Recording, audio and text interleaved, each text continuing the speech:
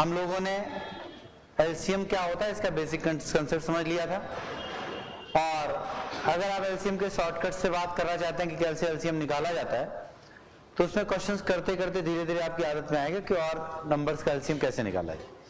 लेकिन अगर नंबर्स बड़े होंगे तो उनके एलसीएम निकालने का कोई शॉर्टकट नहीं होगा और कोई पर्टिकुलर केस नहीं बनेगा। तो आप जनरल मेथड से, जैसे आपको दो अलग अलग चीजें सिखाई गई थी, एक प्राइम फैक्टराइजेशन और दूसरा आपका डिवीजन मेथड, उनमें से किसी न किसी एक का यूज करके एलसीएम निकालना पड़ेगा। ठीक है, जब छोटे नंबर्स होंगे जिनके फैक्टराइजेशन हमको दिखाई दे रहे होंगे, उनका एलसीएम हम शॉर्टकट तरीके से जल्दी निकाल भी पाएंगे। ठीक है, तो अभी एचसीएफ हाईएस्ट कॉमन फैक्टर।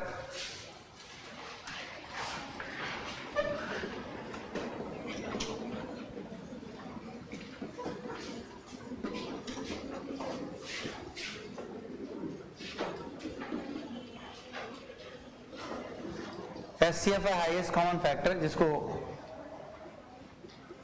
महत्तम समापवर्त बोलते हैं, मासा या मासापा। तो फैक्टर एंड मल्टीपल्स, जब हमने एलसीएम पिछली क्लास समझाया तो आपको फैक्टर एंड मल्टीपल्स का कंपैरिजन किया गया कि what are factor and what are multiples. किसी नंबर्स के फैक्टर ऐसे टर्म है जो उन नंबर्स को डिवाइड कर सके। तो फॉर्मली आप ये कह सकते हैं कि अगर आप नंबर्स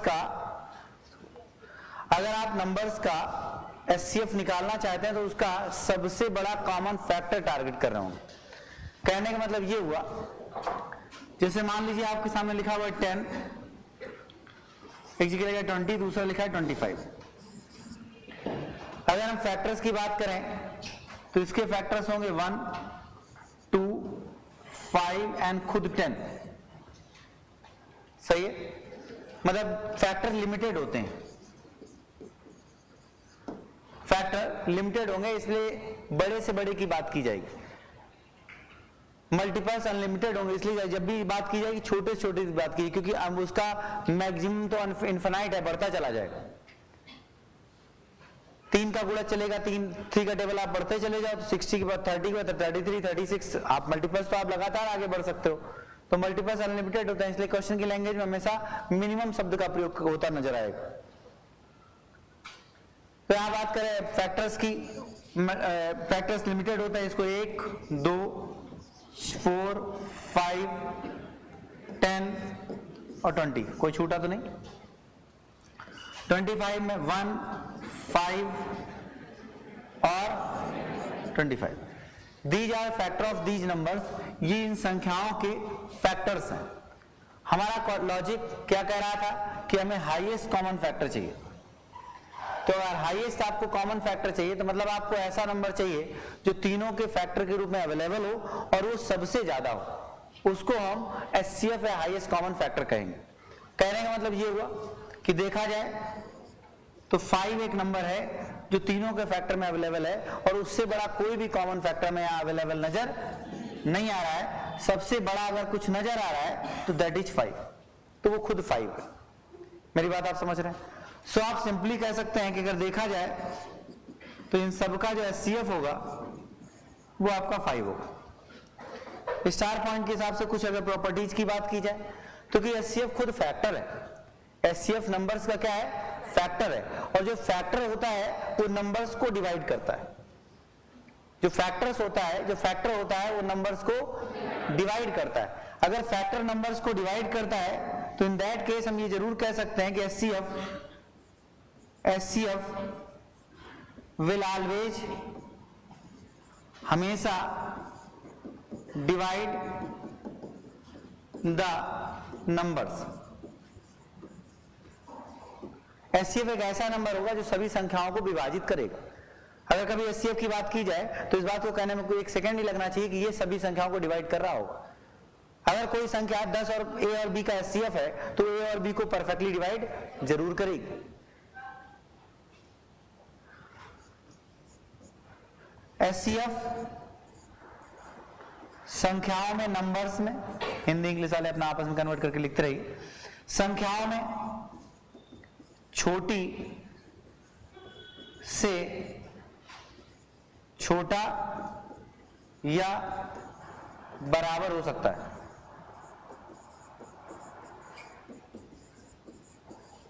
जो संख्या सबसे छोटी होगी, एचसीएफ का मान उससे बड़ा नहीं हो सकता। इन सबका कॉमन फैक्टर 10 से बड़ा हो सकता था क्या, मतलब चलो 5 निकल एक अलग बात है, लेकिन अगर हम नंबर्स को ऐसे ही देख लें तो मैं ये तो नहीं कह सकता कि 10 को कोई 11 भाग दे दे। 10 में भाग 10 से ऊपर तो जाएगा ही नहीं ना। अगर एचसीएफ सबको डिवाइड करता है तो इसका मतलब नंबर्स में एचसीएफ से जब हम डिवाइड करने पहुंचेंगे तो उसमें उससे बड़ी संख्या से तो डिवाइड होगा ही नहीं, क्योंकि फैक्टर नंबर्स को ही डिवाइड करता है। मतलब एचसीएफ की जो वैल्यू होगी वो 10 को डिवाइड करेगी, तो 10 को डिवाइड करने वाला नंबर 10 से बड़ा तो हो ही नहीं सकता। इसका जो एचसीएफ होगा वो हमेशा संख्याओं में दी गई सबसे छोटी संख्या से छोटा ही होगा या बराबर होगा। ऐसा हो सकता था कि ये 10 लिखा होता है 20 30, तो हम देखते कि सिर्फ 10 आ जाता, लेकिन 10 से ऊपर तो ना आता। तो या तो सबसे छोटी संख्या से छोटा होगा या उसके बराबर होगा, मतलब सबसे छोटी संख्या से बड़ा नहीं हो सकता। जबकि एलसीएम के केस में हमने इसी कंडीशन को रिवर्ट पढ़ा था कि एलसीएम सबसे बड़ी संख्या से बराबर होगा या उससे बड़ा होगा। याद करिए, ऐसा नहीं कि मैं एलसीएम में सिर्फ की सारी प्रॉपर्टीज कल की क्लास और आज की क्लास में पढ़ ले रहा हूं, ऐसा नहीं हो सकता। मैंने आपसे कल भी कहा था कि अब आप थोड़ा सा एक ब्रीफिंग आइडिया, एक ब्रीफिंग कर लेते हैं क्वेश्चंस की, और फिर जैसे जैसे क्वेश्चन से डेटा की और जैसे जैसे क्वेश्चन बात करेंगे, जहां जिस रूल रेगुलेशन की बात करेंगे वहां उसको हम कैटेगराइज करेंगे, जैसे हम लोगों ने पीछे के चैप्टर्स में किया है। लेकिन थोड़ा थोड़ा मोटा मोटी आइडिया लग जाए हमको, तो फिर क्वेश्चन करते समय हमें ये नहीं रहे कि हमें पता ही नहीं था कि एचसीएफ इसको कहते हैं। तो इतना तो समझना होगा। तो ये आपका एचसीएफ की बात हो गई। बात क्लियर है? एचसीएफ सभी को परफेक्टली डिवाइड करेगा। एचसीएफ जो होगा सबसे छोटी संख्या में सबसे छोटी संख्या से बराबर या उससे छोटा होगा। ठीक, इसी तरह से अगर फाइंडिंग एचसीएफ की बात की जाए,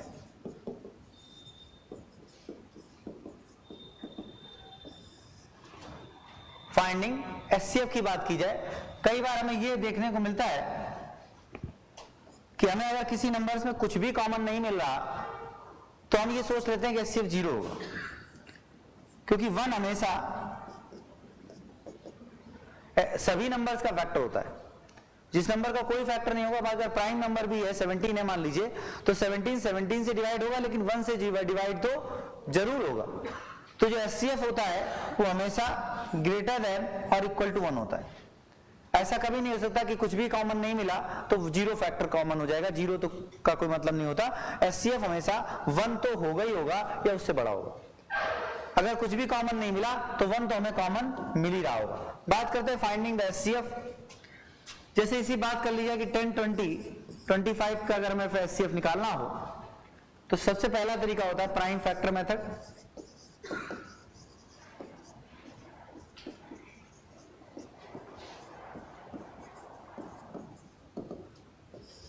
अगर हम बात प्राइम फैक्टर के मेथड की करें तो इन दैट केस हम ये कह सकते हैं 2 into 5,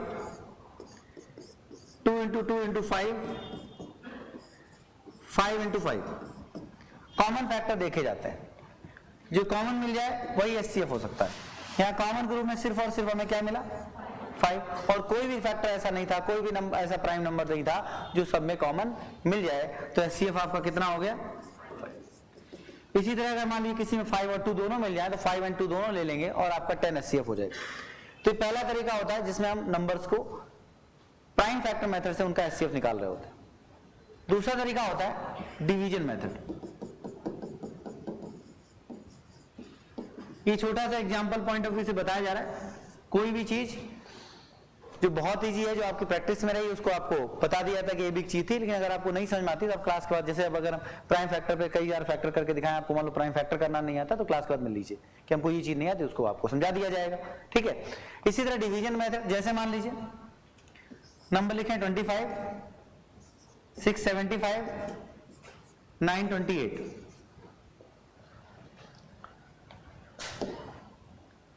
ये 925 ऐसे लिखें। ठीक है, थोड़े बड़े नंबर ले लिए। तो डिवीजन मेथड के केस में हम उनका एचसीएफ जब निकाल रहे होते हैं तो सबसे पहले 2 नंबर्स को लेते हैं और उनको डिवाइड करते हैं। जैसे हमने लिखा 675 डिवाइड बाई 25, तो आपका 2 टाइम डिवाइड हुआ 50, कितना बचा, कितने टाइम 175। तो अच्छा एग्जाम्पल नहीं था ये।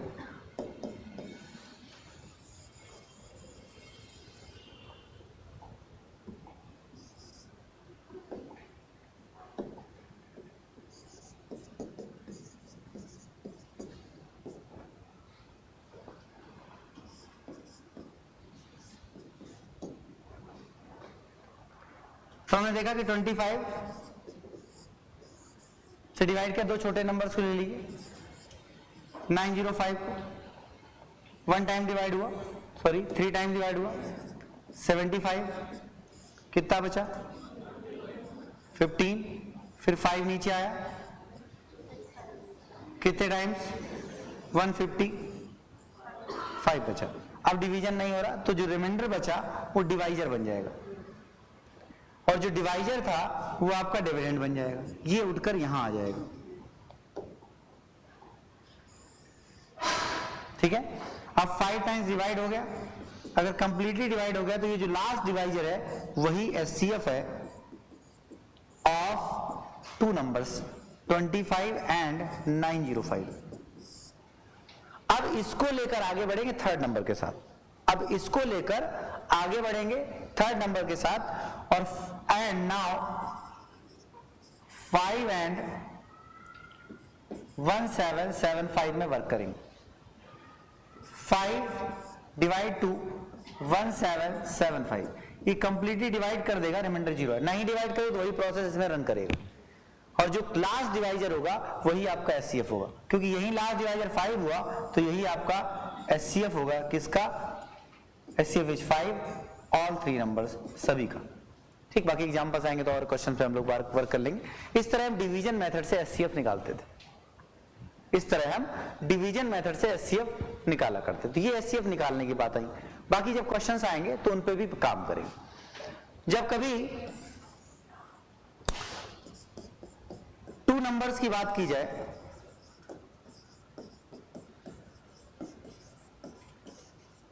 तो इस बात को कहने में क्या समस्या है कि अगर मान लीजिए 10 और 20 लिया जाए और इनका डिफरेंस कर दिया जाए तो डिफरेंस कितना है 10। हम ये कह सकते हैं कि इनका जो एचसीएफ होगा वो इनके डिफरेंस का फैक्टर होगा।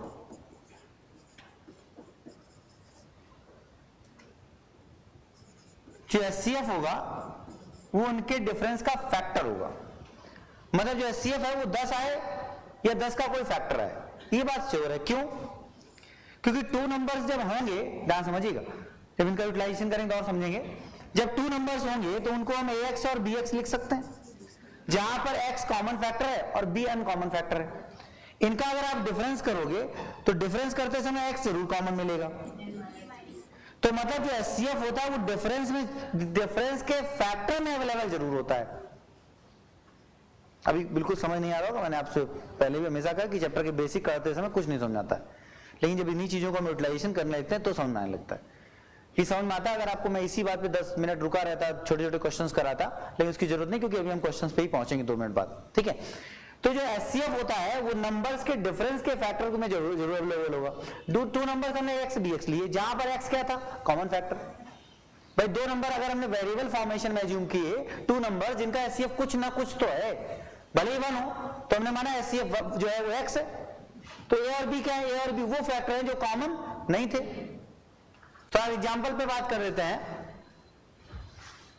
तो मान लो उसी बात को समझाते हैं। जैसे मान लो हमने लिखा कि 22 एंड 38, ये 11 इंटू 2 लिखा जाएगा, ये 19 इंटू 2 लिखा जाएगा, तो ये आपका क्या है एचसीएफ है 2, इसको x कह लिया जाए, और ये आपका a हो गया और ये आपका b कह दिया। तो मैं यही कहना चाहता हूं कि ये आपका, हमने इसको लिख दिया ax, इसको लिख दिया bx।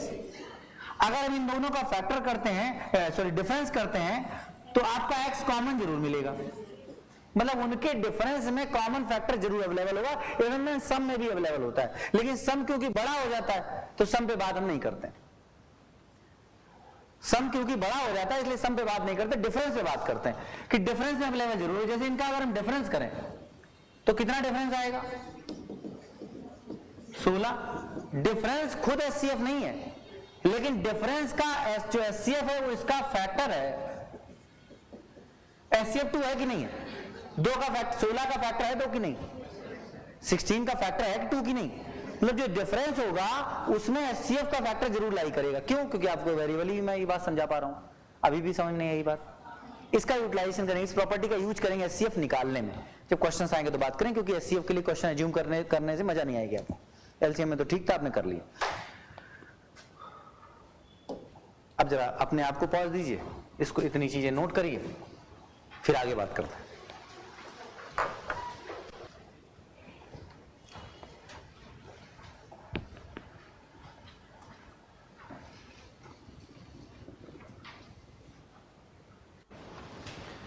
नोट कर लिया होगा?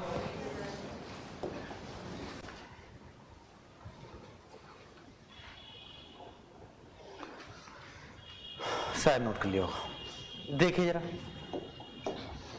जैसे अगर फ्रैक्शंस का एचसीएफ का केस आता है,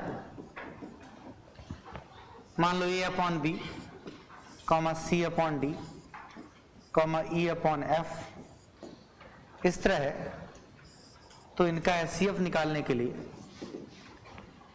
एचसीएफ ऑफ न्यूमरेटर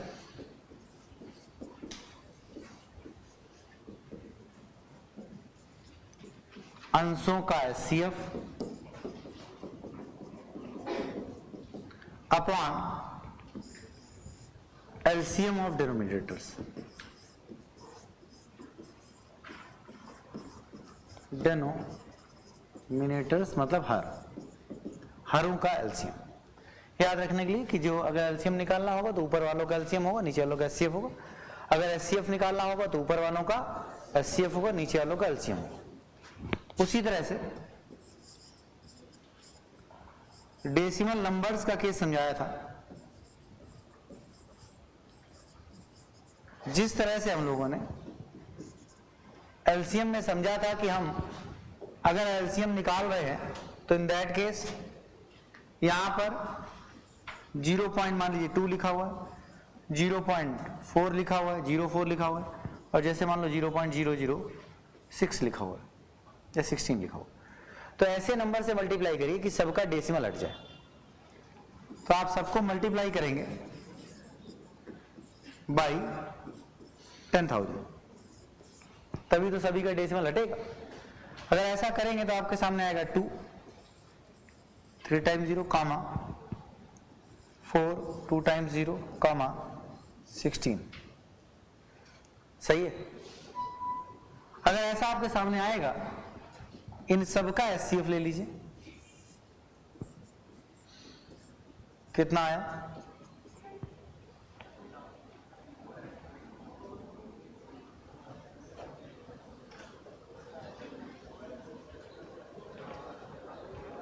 जिस भी तरीके से आपको अच्छा लगे एचसीएफ निकाली।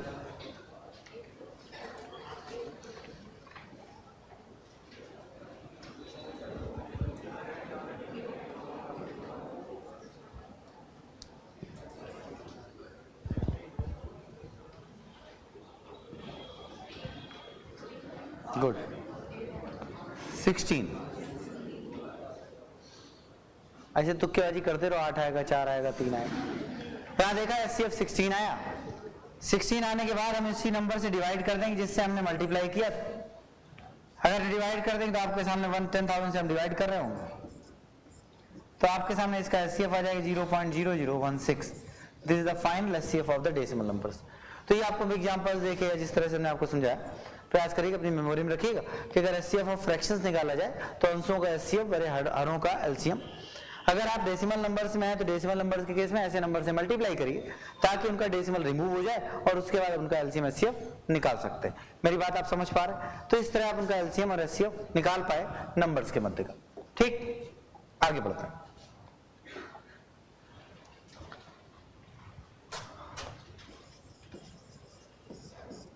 जैसे मान लो ax एंड bx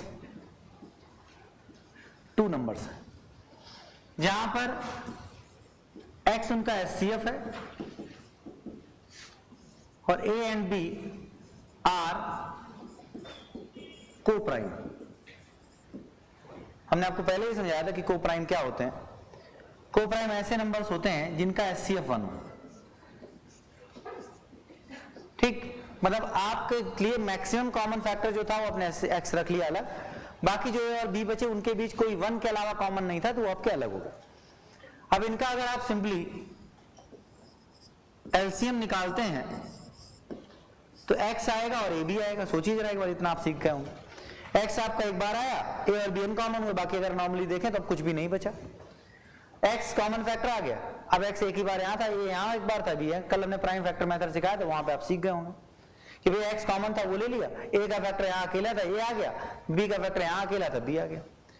इसी तरह अगर आप एलसीएम लेते हैं, एचसीएफ लेते हैं, तो एचसीएफ आप समझ ही रहे हैं, दैट इज x। इस सिचुएशन में अगर नाउ ये आपका फर्स्ट नंबर है, ये आपका सेकंड नंबर है, अगर आप first number into second number करें तो आपके सामने x a into x b that is equal to x square a b आएगा। बोलो आएगा कि नहीं आएगा? अगर आप एलसीएम इंटू एचसीएफ करें या एचसीएफ इंटू एलसीएम करें तो आप तब भी यही पाएंगे, एक्स स्क्वायर ए बी। तो इस बिहाफ पर फॉर टू नंबर्स अक्सर आप ये कहते हैं कि first number into second number बराबर एलसीएम इंटू एचसीएफ होता है। For two numbers first number into second number that is always LCM into HCF होता है। ये इस रूल का जिसका आप यूज बार बार करेंगे ये प्रूवमेंट होता है। तीन नंबर्स के लिए ऐसा नहीं होता। अगर बात करें कि तीन नंबर्स के लिए ऐसा क्यों नहीं होता, ऐसा इसलिए नहीं होता कि वहां पर कॉमन फैक्टर पहले दूसरे और दूसरे तीसरे में चेंज हो जाता है। अगर कभी ऐसा कह दिया जाता है कि आप तीनों का जो एबीसी वो अनकॉमन फैक्टर है, तब आप कुछ ऐसा सोच सकते हैं, लेकिन उसके बावजूद भी आपका कॉमन फैक्टर एलिमिनेट हो रहा होगा। जैसे अगर कभी थ्री नंबर्स की बात की जाए, ax bx cx, एचसीएफ चलो ठीक है x आपने दे दिया गया, लेकिन but a comma b, b comma c या c comma a must be coprime. ये सब को प्राइम पेयर्स होने चाहिए। अगर ऐसा है, क्योंकि होता क्या है कि जब a b c में देखा तब तो x मिला। एग्जाम्पल के तौर पर आपने लिखा 16, यहां लिखा आपने मान लो 12, ठीक है, और यहां आपने लिखा 14। तो जब इन दोनों को देखा, जब इन तीनों को देखा तो एचसीएफ 2 मिला, लेकिन जब इन दोनों को देखा तो 4 मिल गया। तो मल्टीप्लाई करते समय डिस्टर्ब करेगा। इसलिए तीन नंबर के केस में डायरेक्ट वो रूल अप्लाई नहीं होता कि आप first number into second number into third number बराबर एलसीएम इंटू एचसीएफ कर दें, कभी भी अप्लाई नहीं होता। लेकिन अगर ये को प्राइम हुआ, मतलब यहां पर जो एचसीएफ हुआ, मान ली कभी ऐसा मिलता है आपको कि ये आपका मान लो लिखा था 6, ये आपका लिखा था 14 और ये आपको मान लो लिखा था 26, तो ठीक है एचसीएफ आपका 2 इंटू 3, फिर उसका 7 इंटू 2, 13 इंटू 2। तो अगर एचसीएफ 2 निकल आया तो बचे हुए नंबर्स में कुछ भी कॉमन नहीं मिलेगा। 2 7 में भी, 3 7 में भी, 7 3 13 में भी, 13 3 में भी। तब एक केस ये बनता है कि अगर आप इसको थोड़ा सोचें तो आप ये कह सकते हैं कि अगर इनका एलसीएम देखा जाए तो एलसीएम में आपका ए बी सी अपनी जगह आएगा और एक्स आएगा, जबकि एचसीएफ में खुद अपने आप में एक्स आएगा। जबकि अगर आप first number into second number into third number करते हैं तो आपके सामने ax into B x into C x आएगा, A B C x cube आएगा। अगर आप मल्टीप्लाई करते भी हैं तो यहाँ तो एक्स स्क्वायर ही आएगा ना।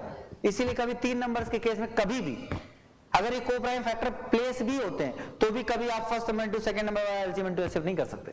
First number into second number into third number वाला एलसीएम इंटू एचसीएफ नहीं कर सकते। वो सिर्फ टू नंबर्स के केस में होता है। नहीं आया समझ में? अरे बोलो भाई। और अगर जो हमने पहले बताया कि ए और बी, बी और सी, मतलब इनके जो बचे हुए पार्ट हैं वो को प्राइम ना हुए, तब तो फिर बहुत ही बुरी स्थिति होती, समझ ही नहीं आता कौन किधर जा रहा है। ठीक है, तो ये बात अपनी मेमोरी में ध्यान में रखिएगा कि तीन नंबर के केस में ऐसा आप अप्लाई नहीं करेंगे। नोट करें। इससे पहले भी था कुछ?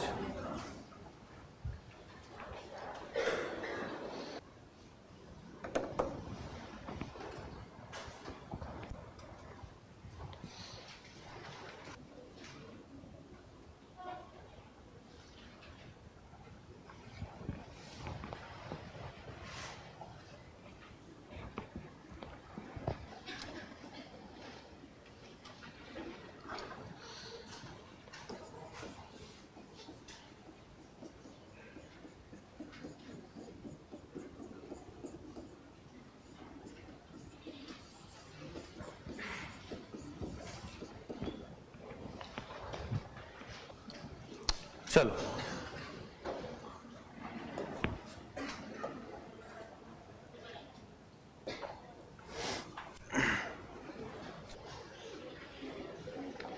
क्वेश्चन से स्टार्ट करते हैं। मैक्स टू मैक्स चीजें आप क्वेश्चन से सीखेंगे, जैसा कि मैंने आपको बताया।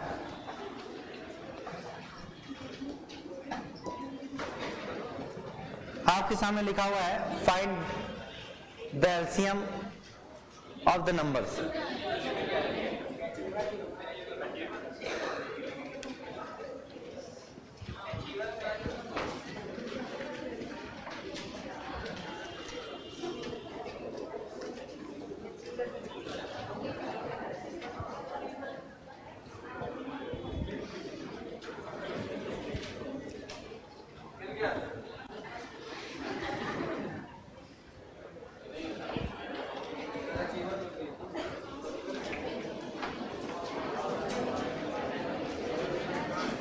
बातचीत नहीं करो, बस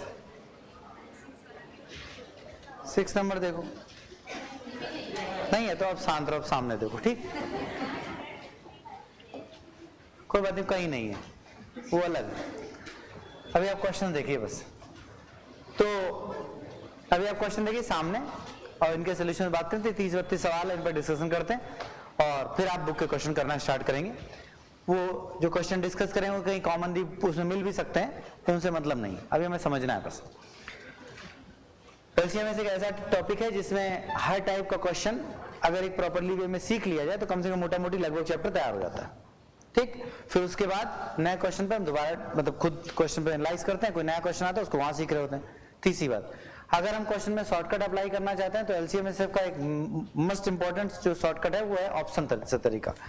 लेकिन ऑप्शन से करते समय हम डिविजिबिलिटी का प्रयोग करते हैं। ऑप्शन से करते समय हम डिविजिबिलिटी का प्रयोग करते हैं। इसलिए आपके दिमाग में हमने आपको डिविजिबिलिटी टॉपिक पढ़ाया था। 2 की डिविजिबिलिटी, 3 की डिविजिबिलिटी, 4 की डिविजिबिलिटी, 5 की डिविजिबिलिटी, 6 की, 7 की, 8 की, 9 की, 10, जो भी डिविजिबिलिटी हमने आपको समझाई थी, विभाजिता के छोटे छोटे नियम बताए गए थे, वो आपको ऑलरेडी आते हैं कि सम ऑफ नंबर अगर 3 से डिविजिबल है तो संख्या भी 3 से डिविजिबल होगी। वो सब आपको अपने दिमाग में रखिएगा, उनसे भी हम एलसीएम को बहुत अच्छे से कर लेते हैं, ठीक। लेकिन वो बात की बात है। सबसे पहले हम डिविजिबिलिटी से भी क्वेश्चन को सिर्फ तब कर पाते हैं, हम डिविजिबिलिटी से भी क्वेश्चंस को सिर्फ तब कर पाते हैं जब हम पहले जनरलाइज मेथड के साथ यूज्ड टू होते हैं। क्योंकि आप ये समझ लो कि ऑप्शन से क्वेश्चन को कर लेना उसी मेथड का रिवर्स प्रोसेस होता है जो एक्चुअली जनरल होता है। अब अगर हमें किसी क्वेश्चन का जनरल मेथड नहीं आता होता है तो फिर हम उसका रिवर्स सोच पाए, ये कोई बहुत ज्यादा जरूरी नहीं। इसलिए अभी हम प्रॉपर जब हम क्वेश्चन डिस्कस कर रहे होंगे इन 32 सवालों के साथ, तो जनरल मेथड्स के अकॉर्डिंग बात कर रहे होंगे। फिर आप ऑप्शनल वे से, डिविजिबिलिटी से, कुछ क्वेश्चन ऐसे होंगे जो ऑप्शन से नहीं हो पा रहे होंगे, उनको जनरली भी कर रहे होंगे, ठीक। वो जो एक्सरसाइज में जो आप बुक के क्वेश्चन करेंगे तब देखिएगा। फिर वापस आते हैं। आपके सामने लिखा है 4 square into 6 cube, 10 cube, 5 15 cube, 16 square, 75 square. इसका एलसीएम आपको निकालना है। देखिए अगर ध्यान से, तो हम यहां पर 4 स्क्वायर और 6 क्यूब अगर इसको फैक्टराइज करें तो ऐसी कंडीशन हमारे सामने आता है कि 2 to the power 4 into 2 to the power 3 into 3 to the power 3, मतलब कुल मिला के 2 to the power 7 into 3 to the power 3। समझ में मेरी बात? इसी तरह से 10 क्यूब इंटू 15 क्यूब, इसको अगर फैक्टराइज करें तो जो 10 है उसको हम लिख सकते हैं 2 की पावर 3 इंटू 5 की power 3। This is the prime factor. उसी तरह से 15 को लिख सकते हैं 3 की पावर 3 इंटू 5 की पावर 3। पावर ऊपर दोनों में 3 है तो 3 3 तो लिखेंगे। अब 2 के साथ कोई पावर नहीं तो कोई समस्या नहीं, 2 अपने आप पावर 3 हो गया। और 5 के ऊपर पावर ये थी 3 की पावर 3 है तो 3 की पावर 3 इंटू 5 की power 6। In the same way ये आपका हो गया, ये हो गया। अब इस पे पहुंचते हैं 16 स्क्वायर इंटू 75 स्क्वायर, यहां पर 2 की पावर 4 टू द पावर 2, यहां पर 75 को देखें तो into 3 to power 2 into 5 power 4। 5 का स्क्वायर इसमें होगा, ऊपर पावर 2 लगा 5 पावर 4 हो जाएगा। नहीं आया समझ? अरे बोलो भाई, ध्यान में। तो इसको हम लिख सकते हैं 2 की power 8 into 3 to power 2 into 5 power 4। अब अगर हमसे इनका एलसीएम लेने के लिए कहा गया है, सिंपली हम क्या कर रहे होंगे, हम एलसीएम ले रहे होंगे, और एलसीएम अगर हमारे पास नंबर प्राइम फैक्टराइज फॉर्मेट में है तो एलसीएम लेना तो हमने सीखा ही था कि 2 की मैक्सिमम पावर लेंगे, क्योंकि एलसीएम हाईएस्ट कॉमन मल्टीपल होता है, और मल्टीपल तभी हो सकता है जब उसके पास मैक्सिमम फैक्टर अवेलेबल हो। तो हम कह पाएंगे 2 की power 8 into 3 to power into 2 to power 8, 3 to power 3 और 5 पावर 6। Answer number A. कोई दिक्कत? नोट कर लीजिए। आ गया तो भी ठीक, नहीं आया तो भी ठीक, नोट करते जाइए, और जहां ना समझा पूछते जाइए।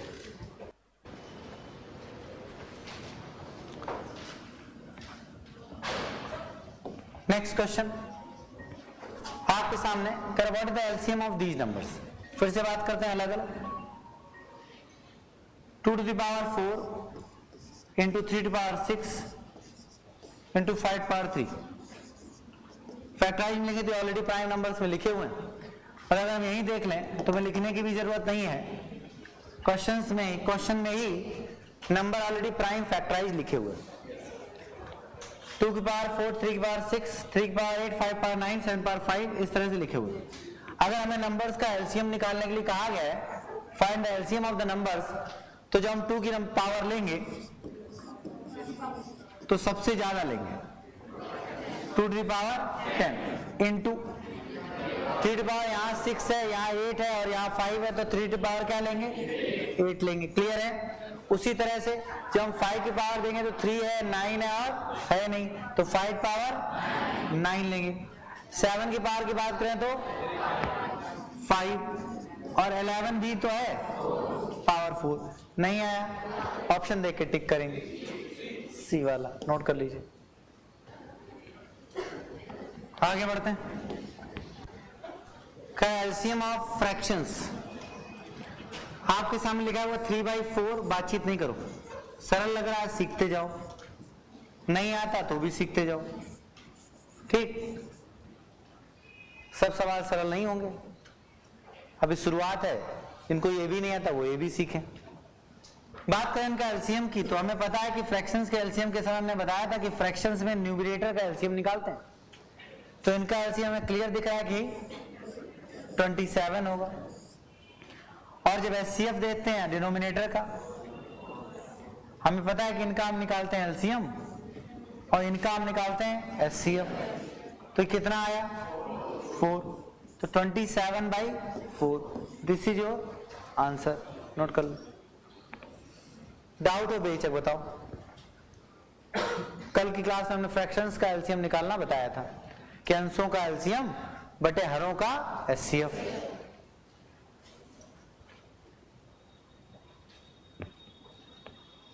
चलो आगे, नेक्स्ट क्वेश्चन। फिर फ्रैक्शंस का एलसीएम निकालने के लिए कहा गया 5/6, 15/16, 25/32। अब अगर इनका एलसीएम निकालने के लिए कहा गया तो आप कहेंगे अंशों का एलसीएम, तो इनका एलसीएम कितना आया 75, और न्यूमरेटर मतलब डिनोमिनेटर्स का, हरों का सॉरी, क्या एचसीएफ कितना आया 2। यही आपका आंसर 75/2। तो अंशों का एलसीएम अपॉन हरों का एचसीएफ, ठीक।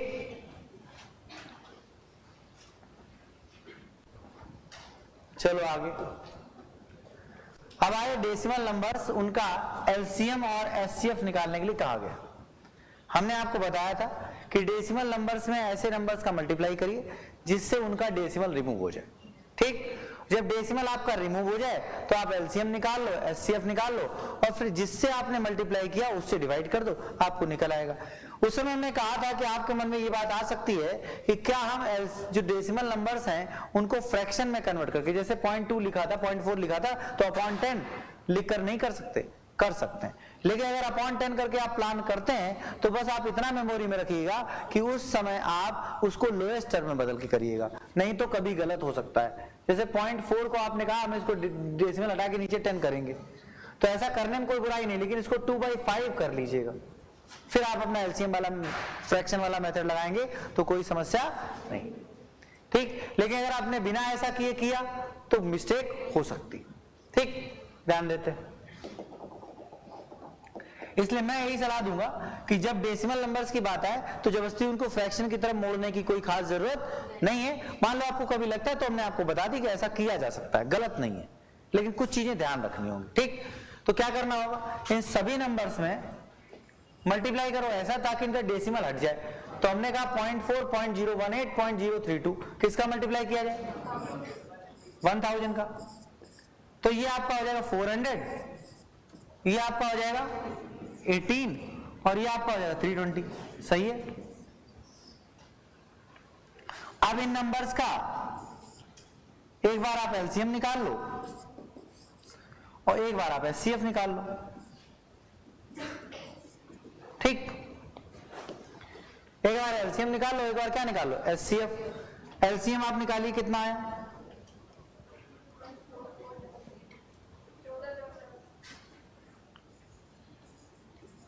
14,400। इसी तरह से एचसीएफ निकालिए,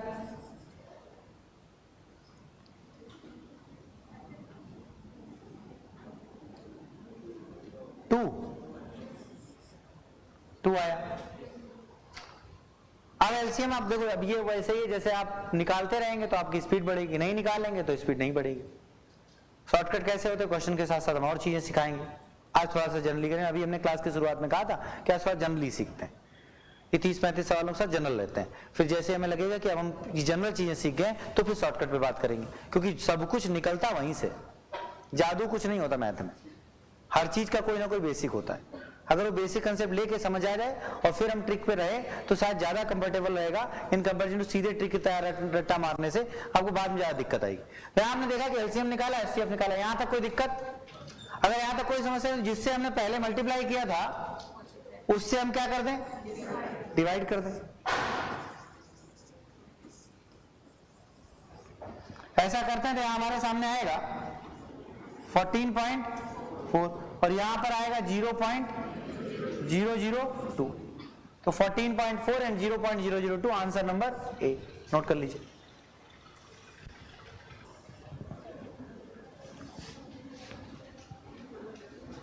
नोट कर लिया, चलो क्वेश्चन नंबर अगला 6, इसका आप एलसीएम निकालो। तो वही डेसिमल नंबर्स का केस, सबसे पहले ऐसा मल्टीप्लाई ताकि सबका डेसिमल हट जाए, तो किससे मल्टीप्लाई करेंगे, 1000 से, ठीक। जैसे 1000 मल्टीप्लाई करें तो आपका कितना आएगा, 40, 16, 2, 400, सही है। अरे बोलो भाई, पर इसमें 3 डिजिट डेसिमल था तो डेसिमल तभी हटेगा जब आप कम से कम 1000 से मल्टीप्लाई कर रहे हो। अरे बोलो भाई, इसमें 1000 से मल्टीप्लाई किया तो आपका जब मल्टीप्लाई करो तो ये आपको 2 डिजिट डेसिमल था, 1 जीरो लग गया। इसी तरह इसका तीनों हट गया, यहाँ पर 1 डिजिट डेसिमल था, 2 जीरो लग गए, क्लियर। अब हमने कहा एलसीएम निकालना, तो इन सबका क्या निकालेंगे, एलसीएम। कुछ तरीके का सिखाए थे, अगर उनको यूटिलाइजेशन करेंगे तो आप थोड़ा जल्दी कर पाएंगे। 2400 को उठाया, क्या 2400 में 16 भाग चला जाएगा, बिल्कुल चला जाएगा। तो ठीक, 1600 टेंशन नहीं दे रहा, क्या 40 का चला जाएगा, बिल्कुल चला जाएगा। क्यों नहीं चला जाएगा, 8 इसका मतलब 2400 एलसीएम हो गया, नहीं आया। किसी फैक्टर की कमी पड़ती तो उसको ऐड ऑन किया जाता। ऐसे हम कई बार नंबर्स हमारे सामने ऐसे फॉर्म्ड होते हैं कि बिना कैलकुलेशन किए हमें एलसीएम नजर आने लगता है। तो ऐसा थोड़ा ना था कि वो ट्रिक थी, वो प्रैक्टिस से धीरे धीरे आदत में आ गया, हमको दिखाई देने लगा। जो बात हमने बताई कि सबसे बड़ा नंबर एलसीएम हो सकता है या उससे बड़ा होगा, तो सबसे बड़े को पकड़ के टारगेट किया, हमें कुछ नहीं करना, हमें पता चल गया इसमें सभी से भाग जा सकता है, मतलब ये अपने आप में सभी का फैक्टर रखता है और ये खुद का तो अपने आप में है ही मल्टीपल, तो हमारा काम हो गया। इससे छोटा हो नहीं सकता और बड़े में जाना नहीं पड़ा, बात खत्म हो गई। तो ये आपका एलसीएम आ गया। अब जिनसे हमने क्या किया था, मल्टीप्लाई, उसी से हम क्या कर दें, डिवाइड बाई 1000, तो आप पाएंगे 2.4। This is the LCM of the numbers, clear. चलिए आगे, क्वेश्चन नंबर आपका 7। अब यहां से थोड़ा सा वर्बल स्टार्ट होते हैं, ध्यान देने का ट्राई करिएगा, ठीक है। तो अभी आपने जो क्वेश्चन से इससे पहले 6 क्वेश्चन देखे उसमें एलसीएम एचसीएफ निकालने की बात की गई। अब क्वेश्चन में एलसीएम एचसीएफ निकालने के साथ साथ कुछ लॉजिक की भी बात की जा रही है, उसको भी हम लोग डिकोड करेंगे और उसको वर्क करेंगे उसके साथ, ठीक है। बस शॉर्टकट अभी बिल्कुल नहीं, 25-50 सवाल कर लीजिए, फिर खूब शॉर्टकट पे बात करेंगे, ठीक। देखिए ध्यान से, करे वह न्यूनतम संख्या कौन सी है जिसे इनसे भाग देने पर 16, 8, 16, 24 और 72 से डिवाइड करने पर प्रत्येक स्थिति में 3 शेष बचे। हमने आपसे कल कहा था कि क्वेश्चन की लैंग्वेज में ही छिपा होता है कि वो एलसीएम का क्वेश्चन है या एचसीएफ का क्वेश्चन।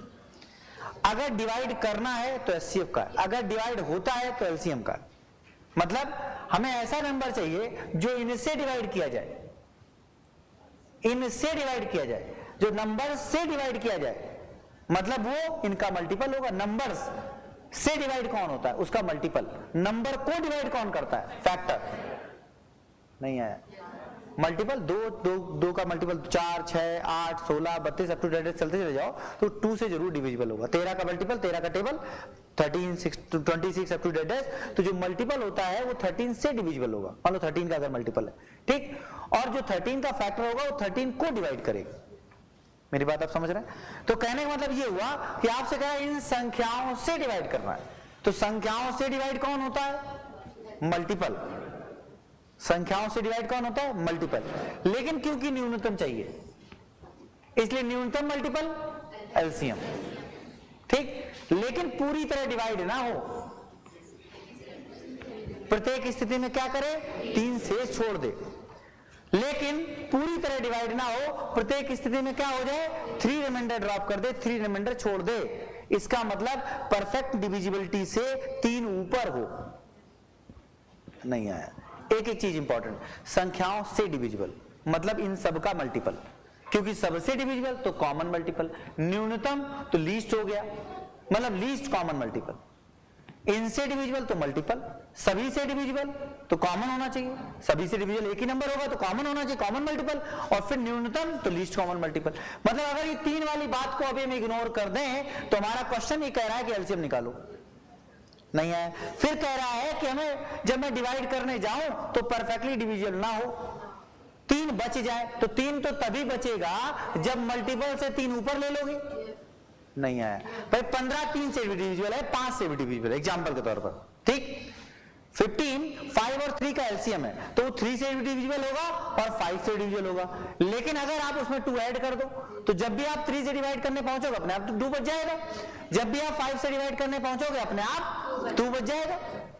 तो अगर आप एलसीएम से कुछ एडिशनल ले लोगे तो अपने आप रिमाइंडर ड्रॉप होने लगेगा, वही बचने लगेगा। नहीं आया।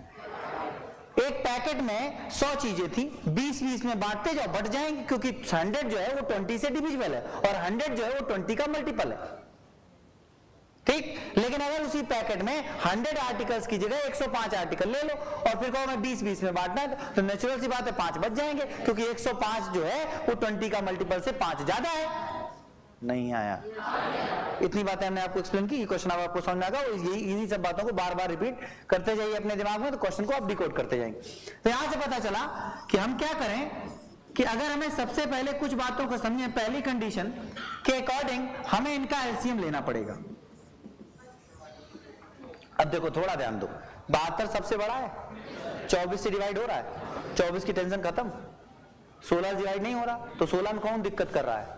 8 से डिवाइड तो होता है, 2 से नहीं हो रहा तो 2 एक्स्ट्रा है, तो 2 का फैक्टर इसको दे दो तो 144।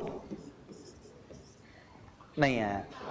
ऐसा नहीं कि अपने आप में मेथड, ये वही वर्किंग है छोटी छोटी जिन पे हम काम कर लेते, बाकी आप जनरल निकालते रहिए। फिलहाल अभी आप जनरल निकालते रहिए, ज्यादा टेंशन मत लीजिए, ठीक।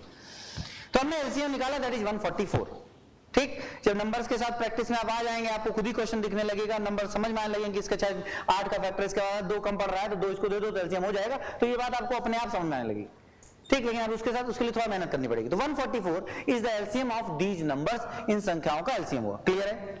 अरे बोलो भाई। अब आपसे कहा गया कि एलसीएम तो ये है, तो ये इनसे परफेक्टली डिविजिबल होगा, तो हमने इतनी बातें मान ली,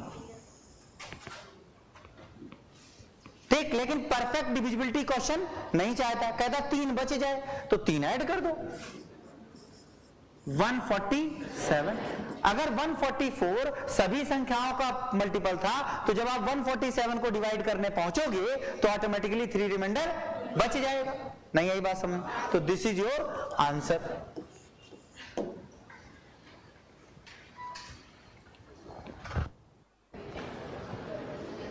जल्दी नोट करें।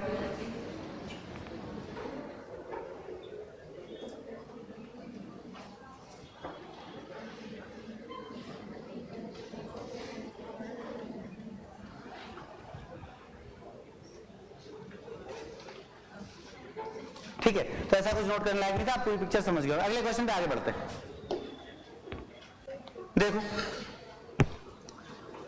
कह रहा है छोटी से छोटी संख्या मतलब मिनिमम, ठीक है, लीस्ट, कोई दिक्कत नहीं, इंग्लिश में भी लिखा, अपना समझते जाओ।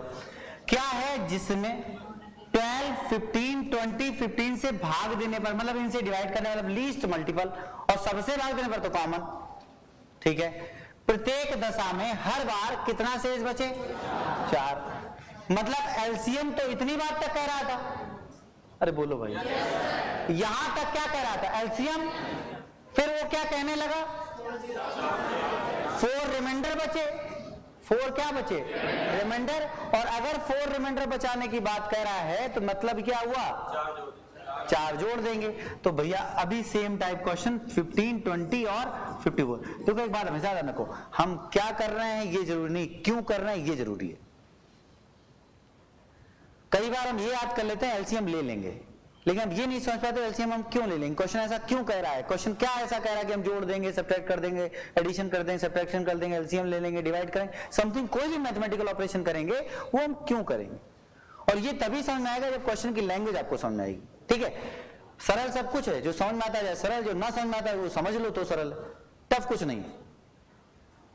कैलकुलेशन है, आदत डालो, जितनी कैलकुलेशन करोगे, जितना कैलकुलेशन से दूर नहीं भागोगे, उतना ही आपकी कैलकुलेशन स्पीड और एक्यूरेसी बढ़ती जाएगी, वो धीरे धीरे अपने आप आती जाएगी। ठीक, इनका एलसीएम लिया, कितना है? 540। ठीक, हमने देखा 54 के पास हम पहुंचे थे, ये सबसे बड़ा था, 6 से डिवाइड हो रहा था, 2 की कमी पड़ रही थी। फिर हमने देखा कि 5 की कमी पड़े, 10 का गुणा कर दिया, काम हो गया। 5 और 2 के फैक्टर उसका कम थे, एडिशन उसको दे दी, बाकी आपको जनरल भी आता है। कितना रिमाइंडर चाहिए? 4। तो 540 अगर हम आंसर टिक करते हैं तो 540 इस वाली शर्त को छोड़ देगा, क्योंकि वो ये कहेगा कि ये एक नंबर ऐसा है जो आपका डिविजिबिलिटी में रिमाइंडर ड्रॉप नहीं करेगा। तो हमें तो रिमाइंडर चाहिए, तो हम 4 रिमाइंडर की बात करें तो दैट इज 544। ये याद रखिएगा, किसी के मन में भैया हम तो डिविजिबिलिटी से कर लेंगे, हम तो ऑप्शन से कर देंगे, अभी मैं ऑप्शन वगैरह पे बात कर ही नहीं रहा हूं। ठीक, उस पर खूब बात करेंगे, खूब ट्रिक्स करेंगे, क्वेश्चन उठाएंगे, ऑप्शन से निपटाएंगे, वो सारी बातें होंगी। ठीक, लेकिन अब पहले जनरल सीखना है। नोट करिए,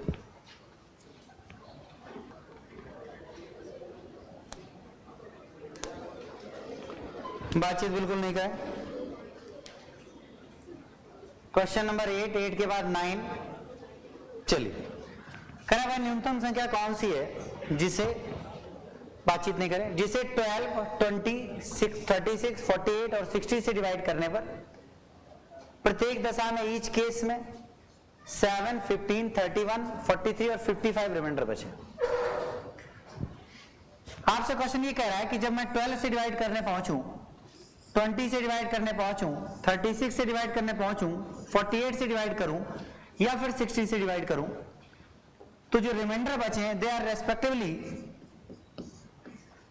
जो शेष बचे हैं दे आर रेस्पेक्टिवली 7, 15, 31, 43 एंड 55।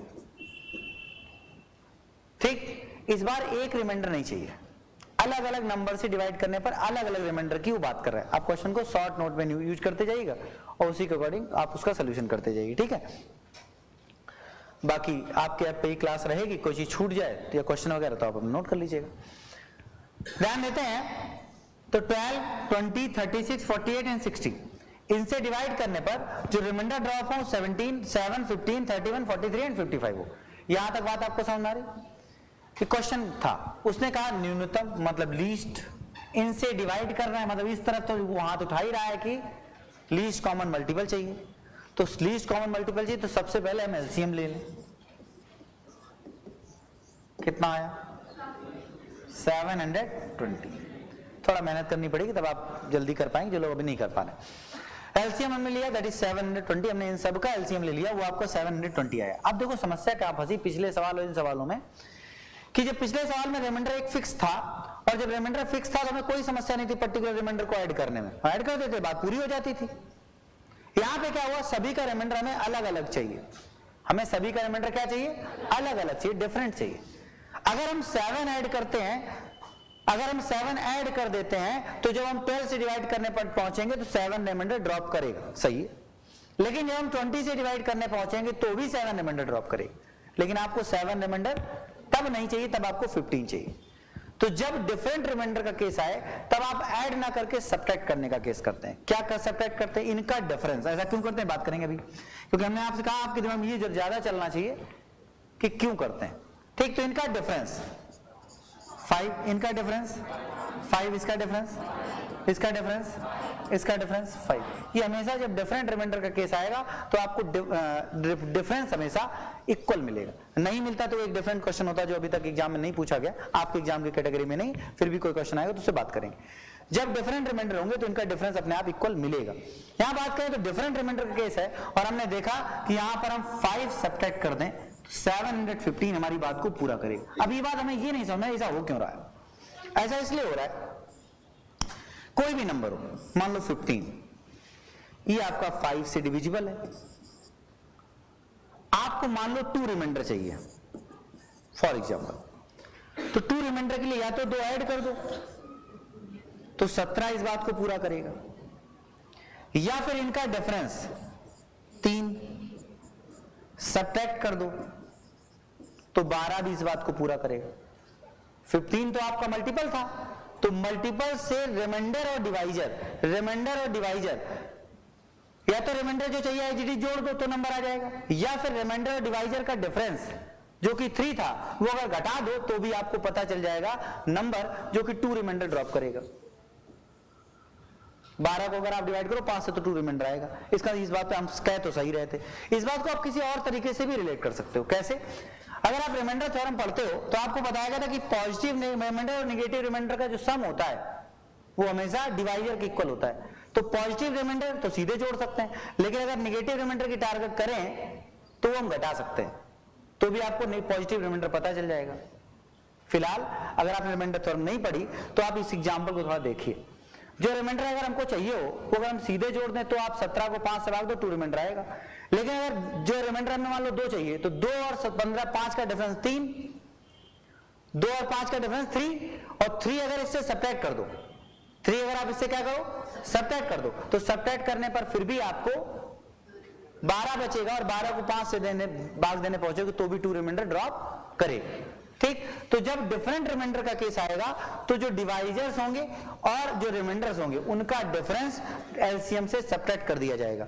जब कर दिया जाएगा तो 715 को आप जब 12 से भाग दोगे तो 7 रिमाइंडर आएगा। जब 20 से भाग दोगे, जब 20 से भाग दोगे, देखो 720 जो था वो परफेक्ट मल्टीपल था, अब 5 कम कर दिया तो 20 कम 20 को हटाओ तो 715 हुआ, तो 15 बचेगा कि नहीं बचेगा अपने आप। 36 से डिवाइड करने पर 720 जाता था, लेकिन 5 आपने कम कर दिया तो आखिरी वाला जो 36 होगा उससे 5 कम हो गया, तो अपने आप 31 छोड़ देगा। तो जब डिफरेंट रिमाइंडर का केस आए तो रिमाइंडर और डिवाइजर्स का डिफरेंस आप एलसीएम से सब्ट्रैक्ट करेंगे। क्यों करेंगे, एक एग्जांपल देके हमने समझाने का ट्राई किया, नोट करिए, ना समझना तो बेशक बताइएगा।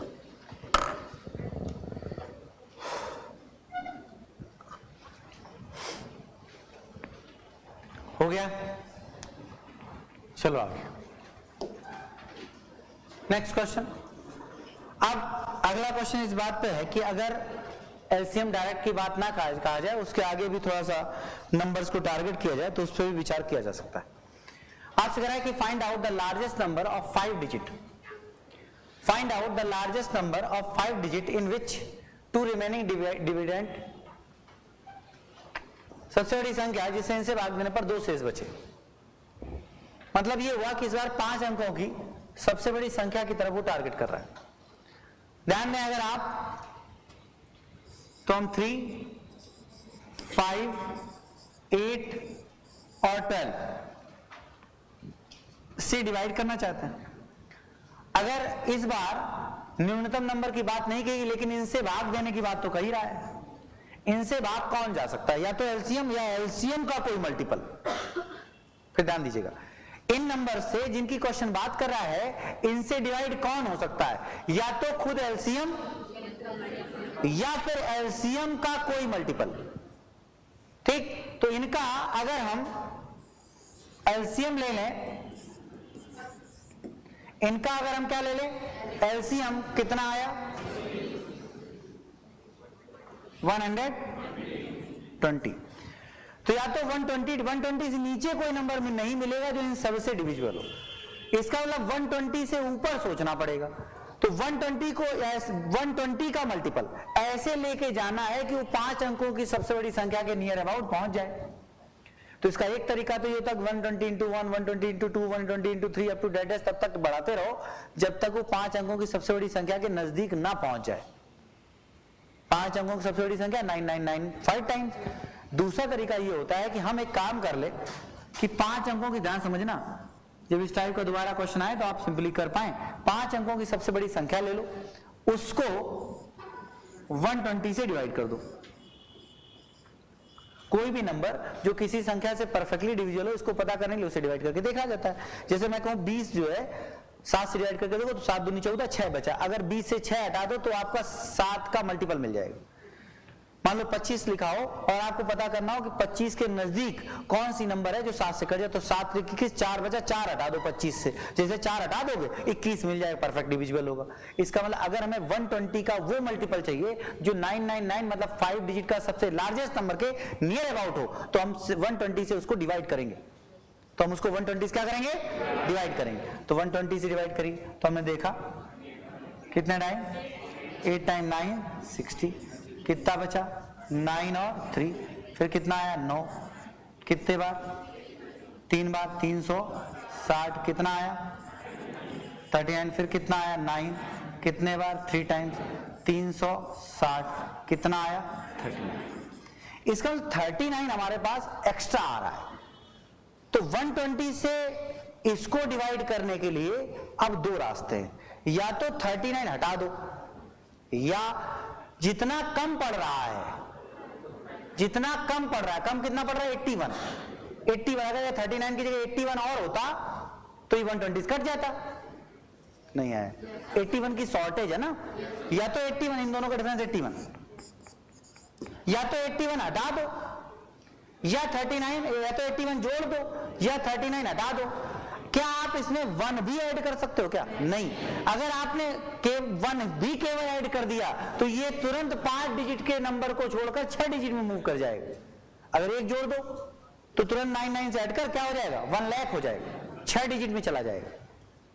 नहीं आई बात समझ? जब ये 6 डिजिट मूव कर जाए, इसका मतलब जोड़ तो हम कुछ भी नहीं सकते, ऐड तो हम कर ही नहीं सकते। इसका अगर हमें परफेक्ट डिविजिबल नंबर चाहिए तो सो हम ये कह सकते हैं कि 999 5 टाइम्स से अगर 39 हटा दिया जाए तो आपके सामने 99960, this is the largest number of 5 digit which is perfectly divisible by 120, which is perfectly divisible by 120, जो कि 120 से परफेक्टली डिविजिबल होगा। नहीं आया? लेकिन क्या आपको परफेक्टली डिविजिबल चाहिए था? नहीं। हम देखिए हम कहां पहुंच गए, हम उस संख्या तक पहुंच गए जो परफेक्टली डिविजिबल हो। अब इसके आगे की कहानी इस क्वेश्चन से जाएगी कि आपको 3 रिमाइंडर चाहिए तो आपने 3 जोड़ दिया। ठीक, अगर आपको मान ली कुछ और रिमाइंडर 4 रिमाइंडर चाहिए तो 4 जोड़ देते। अगर वो ये कहता कि भैया हमको अलग अलग रिमाइंडर चाहिए तो जो डिफरेंस आता वो घटा देते। वो तो उसके बाद का स्टेप है। सबसे पहले तो हम उस नंबर तक पहुंचे जो परफेक्ट डिविजिबल होगा बाई 120। 120 डिविजिबल होगा तो इन सब से अपने आप होगा। हम क्वेश्चन की कंडीशंस को फॉलो कर रहे हैं।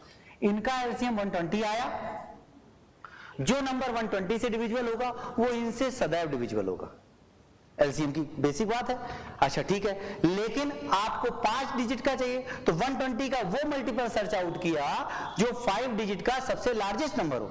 तो 5 डिजिट का नंबर लिया, उसको डिवाइड किया, हमको पता चला कि 99960, this is the number which is near to 5 digit. इससे बड़ा कोई नंबर पॉसिबल नहीं है 5 डिजिट का जो 120 से डिविजिबल हो।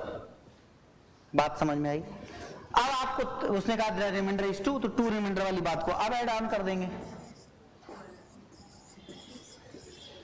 This is your answer. याद रहे, जनरल आएगा, शॉर्टकट अपने आप समझ में आएगा, आगे बात करेंगे इस पर। पढ़े आगे तो बोलो भाई। 4 अंकों की सबसे बड़ी संख्या, इनसे भाग देने पर प्रत्येक दशा में 4 शेष बचे। सेम टाइप क्वेश्चन, आपने क्या करना है, एलसीएम लेना है। क्यों लेना है अभी आपको समझाया गया। कितना आया निकालिए, 63 से 84 कैसे डिवाइड हो जाएगा, 84 आ जाएगा। 21 से 42 से 63 की दिक्कत है, तो हमने देखा कि 21 है, इसके 7 की दिक्कत आ रही, 3 की सॉरी, तो 200 है 252 इसका एलसीएम है 84 इंटू 3 नहीं, अरे बोलो भाई। चलो अगर यहां तक बात पूरी हो गई तो हमने कहा अब एलसीएम 252 से डिवाइड करेंगे किसको, 4 डिजिट की सबसे बड़ी संख्या 999 4 टाइम्स, रिमाइंडर कैलकुलेट करिए।